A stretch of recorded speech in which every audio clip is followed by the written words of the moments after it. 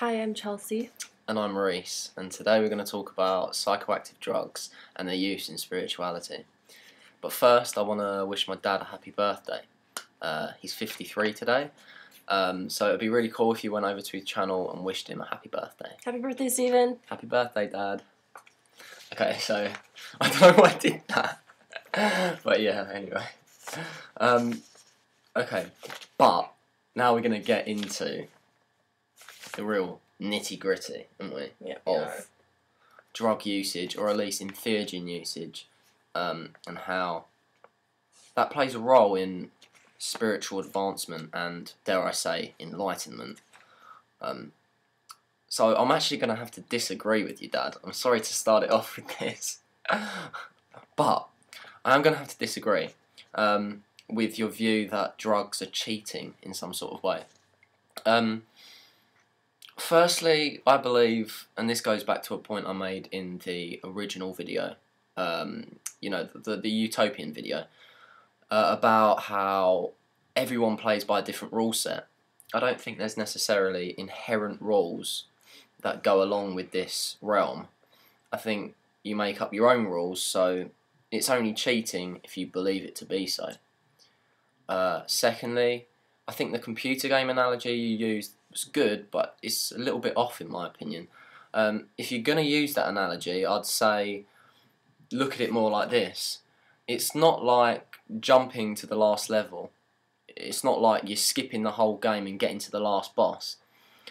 It's like you're looking at a walkthrough that gives you tips on how to beat the next boss.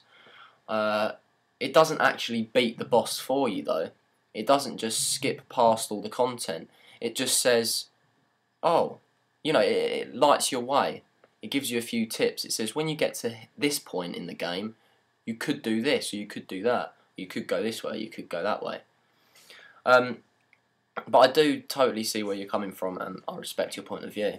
To just kind of add to that point a little bit, it's because drugs are like when you take shrooms or LSD or something, it's always temporary. So, it's not like getting to the next level because that's just gonna fade away eventually, and it's up to you to get there yourself. So.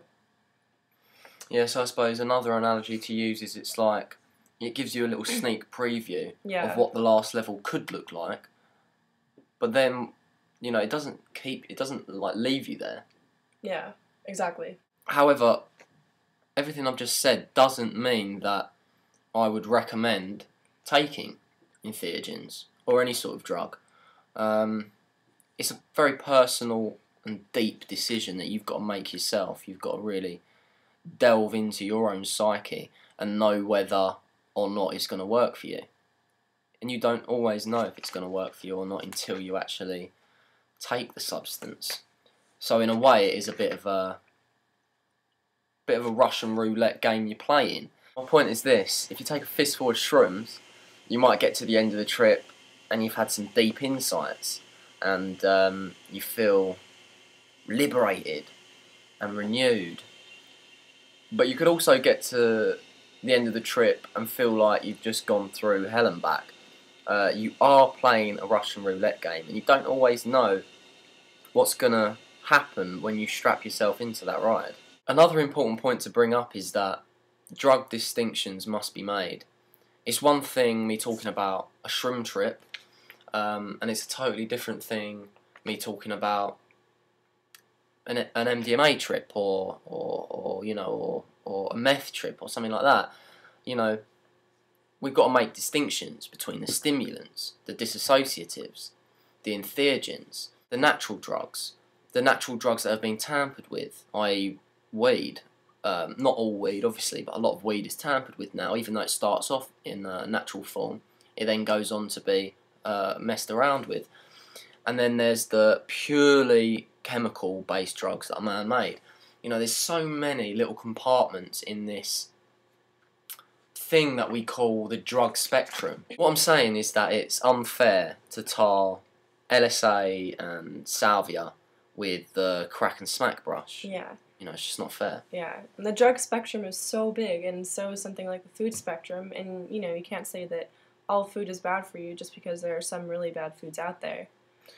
And there are undeniably bad foods out there, isn't there? Like, and that's the point, that, you know, eating a tub of lard is not going to be good for your body. Yeah. You know, it's going to clog obviously. your arteries. Yeah. And, you know, like, there's stuff like apples and bananas and fruit and vegetables that you can compare to stuff like mushrooms and salvia, you know, natural stuff that grows. And then, you know, there's stuff like tubs of lard and blocks of fudge and fatty stuff like that that you can compare to stuff like meth or heroin, you know, and that's just, you know, stuff that's going to clog your thought processes and arteries. So Yeah.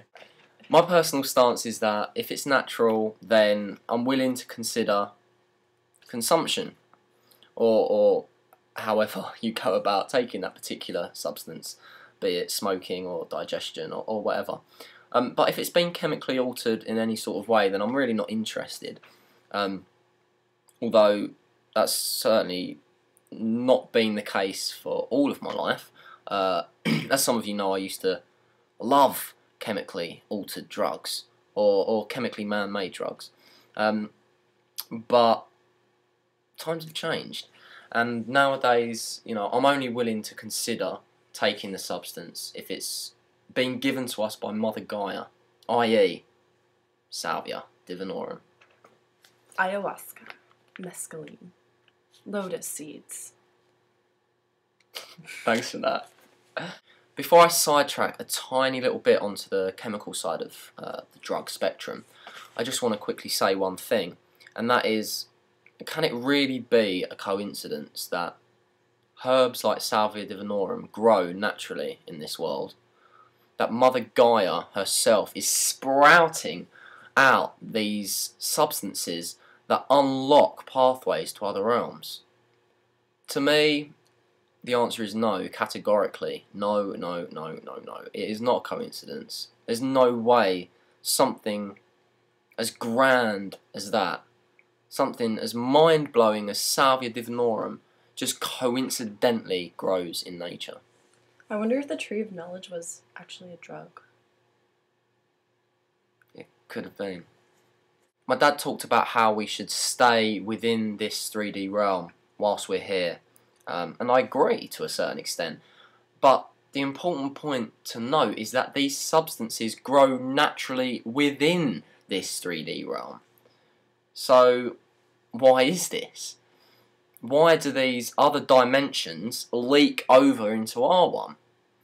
It can't be a mistake. I mean, I personally believe that nature and existence, generally speaking, is perfect. You know, it's a balance.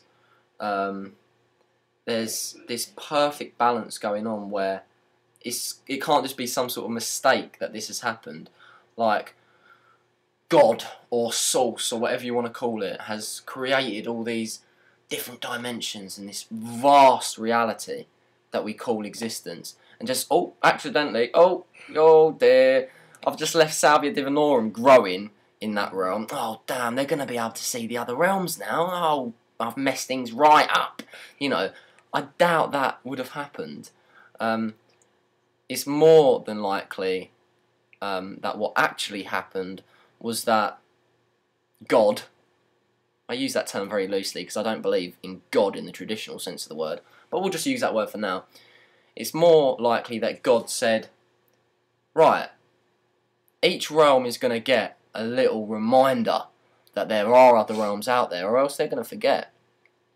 So, you know, Salvia divinorum, and ayahuasca. Yeah, and just plants all these beautiful, mind-blowing, magical herbs all over the place, just to remind us, you know, because I know that I wouldn't be as awake as I am now if I hadn't taken psychoactive drugs. Man, and it's simple as that, really. Like, yes, I was always awake to a certain extent, but I can say confidently that I would not be at this point I am at now in my spiritual journey if I hadn't taken things like Salvia divinorum, magic mushrooms, and LSA.